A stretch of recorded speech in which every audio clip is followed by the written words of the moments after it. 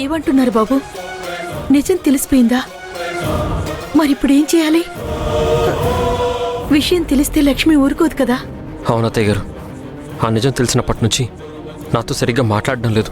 కనీసం నా మొహం కూడా చూడట్లేదు. పైగా ఈ విషయం మా అమ్మకి చెప్పమని కూడా గొడవ చేస్తుంది. అయ్యో, ఒకవేళ చెప్పకపోతే తనే చెప్పేస్తానంటుంది.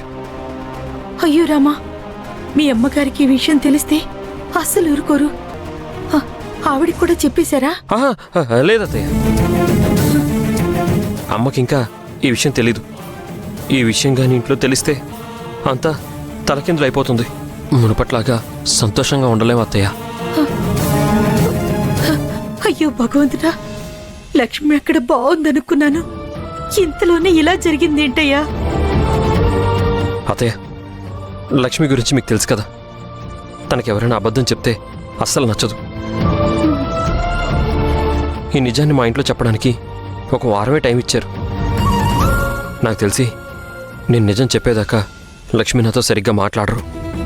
కానీ తను నన్ను అవాయిడ్ చేస్తుంటే నాకు భరించడానికి చాలా కష్టంగా ఉంది అత్తయ్య. అలానే వదిలేస్తే పెద్ద సమస్య అవుతుంది బాబా. ఏదొకటి చెయ్యాలి. ఏం చేయాలో అర్థం కాకే కదమ్మా ఇక్కడికి వచ్చింది. కొన్ని రోజులు అక్క ఇదంతా మర్చిపోవాలి అంటే తన దృష్టి వేరే దాని మీద పడాలి. అప్పుడు తనకి కోపం తగ్గుతుంది. ఏం మాట్లాడుతున్నావే? అలా చేసినంత మాత్రాన అక్క విషయం మర్చిపోతుంది అనుకుంటున్నావా?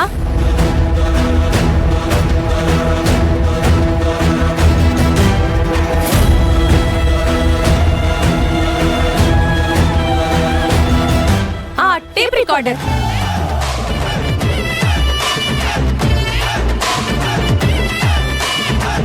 అక్క కోపం తగ్గించడానికి బెస్ట్ సొల్యూషన్ తన tape recorder. Tape రికార్డరా?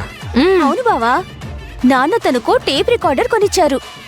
SPB songs ని తనే పాడి రికార్డ్ చేసి క్యాసెట్ తయారు చేసుకుంది. అక్క కోపం వచ్చినప్పుడు అది ప్లే చేశామంటే తన కోపం క్షణాల్లో మాయమైపోతుంది. అది కాదమ్మా, ఇప్పుడు జరిగే గొడవ చాలా పెద్దది కదా. తను కూడా బాగా హర్ట్ అయ్యారు. అంత కోపం టేప్ రికార్డర్ వల్ల పోతుందంటారా? ట్రై చేసి చూద్దాం బావా. మీరు ఆపండి. లక్ష్మి ఎంత బాధపడుతుందో ఏంటో. ఏం చేయాలో కొంచెం సీరియస్గా ఆలోచించండి. అది కాదమ్మా, బావ సీరియస్గా ఆలోచించి ఇక్కడికొచ్చారు. నాకు తెలిసైతే ఇదే కరెక్ట్ సొల్యూషన్ అనిపిస్తుంది. ఏమంటావు బావా?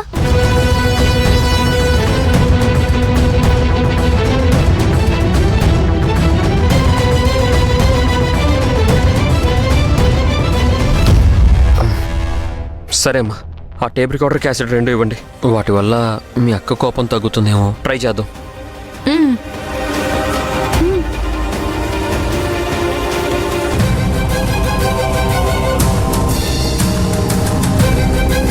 ఇదిగో బావా క్యాసెట్.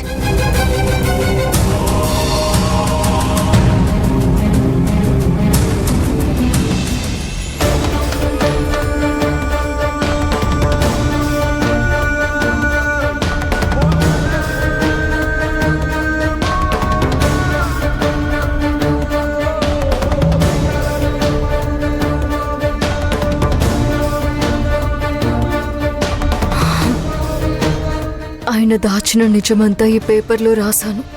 ఇలా చేస్తే కాస్తైనా ప్రశాంతత దొరుకుతుందనుకుంటున్నాను.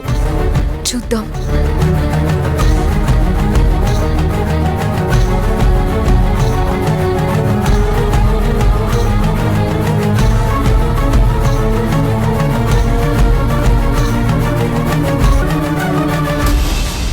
అత్తయ్య ఇది చూడు.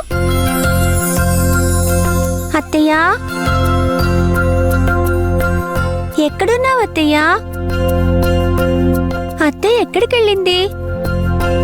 నేను గీసిన డ్రాయింగ్ అత్తయ్యకి చూపించాలనుకుంటే అత్తయ్య లేదేంటి? అత్తయ్య చూసే ముందు డ్రాయింగ్ సరిగ్గా ఉందో లేదో చూస్తాను.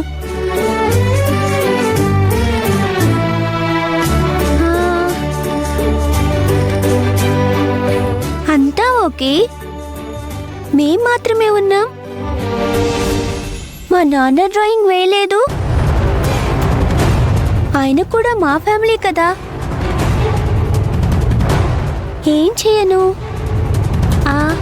గీయనా?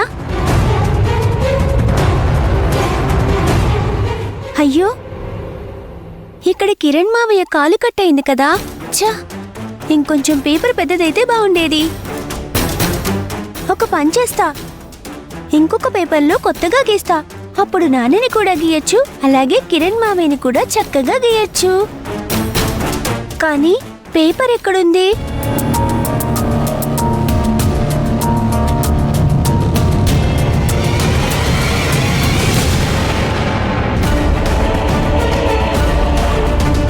హై, ఇక్కడే ఉంది కదా.